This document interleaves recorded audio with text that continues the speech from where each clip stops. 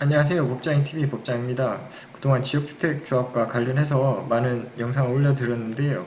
재개발, 재건축에 관해서도 정말 문의가 많으셨는데 제가 다 영상을 만들어 드리지 못한 것 같습니다. 오늘은 재개발, 재건축과 관련해서 가장 문의가 많으셨던 부분에 대해서 동영상을 조금 올려드리도록 하겠습니다. 최근 재개발, 재건축 사업이 전국 곳곳에서 정말 많이 일어나고 있는데요. 관련법이 개정되고 있어서 조금은 혼란스러운 상황입니다. 오늘은 재개발, 재건축 지역에서 세입자로 계신 분들을 위한 영상입니다. 세입자분들께서 보증금을 받는데 문제가 없으신지, 또 보증금을 받는다면 누구한테 받아야 되는 건지, 또 재개발로 인해서 이사를 나가셔야 된다면 어떠한 보상을 받아야 되는지에 대해서 간단하게 알아보도록 하겠습니다. 재개발, 재건축 사업이 대동소이한 면이 있기 때문에 이후에는 재개발, 재건축이라는 표현 대신에 단순히 재개발로만 표현하겠습니다. 일단 보증금 문제에 대해서부터 알아볼까요? 재개발 조합 측으로부터 조합원이 자신의 건물 내에 있는 임차인에게 보증금을 이행하지 않는다면 조합을 상대로 임차인이 보증금 반환을 청구했습니다. 당연히 임차인은 임대인으로부터 전세금 또는 다른 월세 임차 보증금을 반환받는 게 맞는 것인데요. 해당 규정에 조합에서도 보증금을 반환받을 수 있도록 규정을 하고 있습니다. 당연히 조합에서는 임차인에게 보증금을 반환하고 나면 이후에는 임대인에게 구상금 형식으로 보증금을 받을 수가 있습니다. 해당 규정을 잠시 보고 가겠습니다. 이 해당 규정은 도시 및 주거환경관리법인데요. 줄여서 도정법이라고 합니다. 정비사업 시행으로 전세권, 임차권을 목적을 달성할 수 없으면, 즉 정비사업이 실행되면 권리자는 계약을 해지할 수 있다고 되어 있어요. 즉 임대인이 전세 계약이나 임차 계약을 해지할 수 있다는 규정입니다. 따라서 임차인이 재개발, 재건축 사업이 진행된다면 계속해서 거주할 수는 없습니다. 1항에 따라서 해당 계약이 해지가 되면 전세금 또는 보증금, 그 다음에 그 밖에 금전 반환 청구권은 사업시행자, 즉 조합을 말하는 건데요. 조합에게 반환을 행사할 수 있다라고 규정되어 있죠. 이 규정에 의해서 임차인은 임대인이 아닌 조합에게 전세금 또는 보증금의 반환을 청구할 수가 있게 되는 겁니다.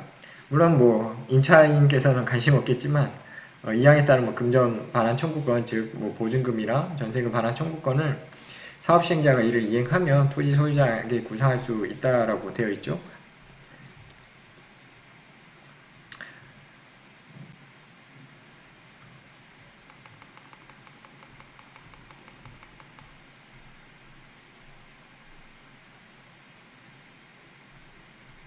위와 같은 규정을 둔 이유가 뭘까요? 우선 다른 것보다 임차권자가 재개발, 재건축에 지역에 있으면서 임대차 보증금을 받지 못하는 손해를 방지하기 위한 게 가장 크고, 다음으로는 이러한 임대인과 임차인 간의 전세금 반환이나 임대차 보증금 반환으로 인한 분쟁으로 재개발 사업이 원활하지 않는 경우를 막기 위한 것입니다.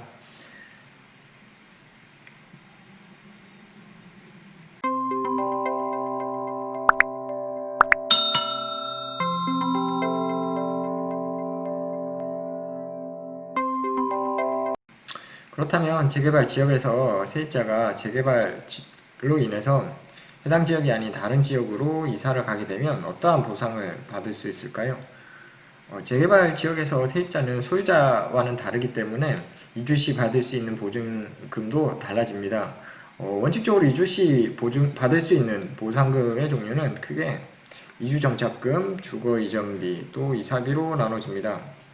이주정착금의 경우는 주택 등의 소유자에게 인정되는 거기 때문에 세입자랑은 상관이 없고, 따라서 세입자는 주거이전비 또는이 아니라 주거이전비와 이사비를 둘 다 받으신다고 생각하시면 됩니다. 말이 조금 어렵죠. 주거이전비, 이사비 모두 다 이사 나가서 받는 보증금인데요. 조금 더 구체적으로 살펴보겠습니다. 주거이전비는 주거를 이전하면서 발생하는 금액을 보상하는 건데요. 말이 조금 어렵게 규정되어 있어요. 규정된 대로 말씀을 드리면 도시가계 조사 통계의 근로자 가구의 가구 원수별 월 평균 가계 지출비의 4개월분을 세입자가 받을 수 있어요.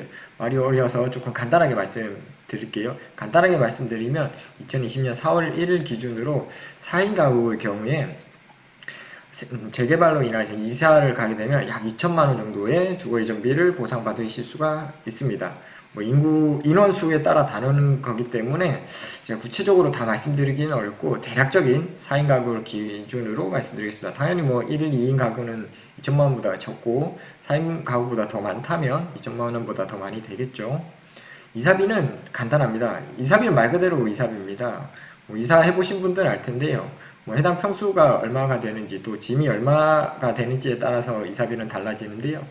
아주 대략적으로 말씀드리면 30평대 주택을 이사한다고 생각하시면 약 한 100만원 정도 이사비가 나온다고 보시면 됩니다. 아주 대략적인 금액입니다.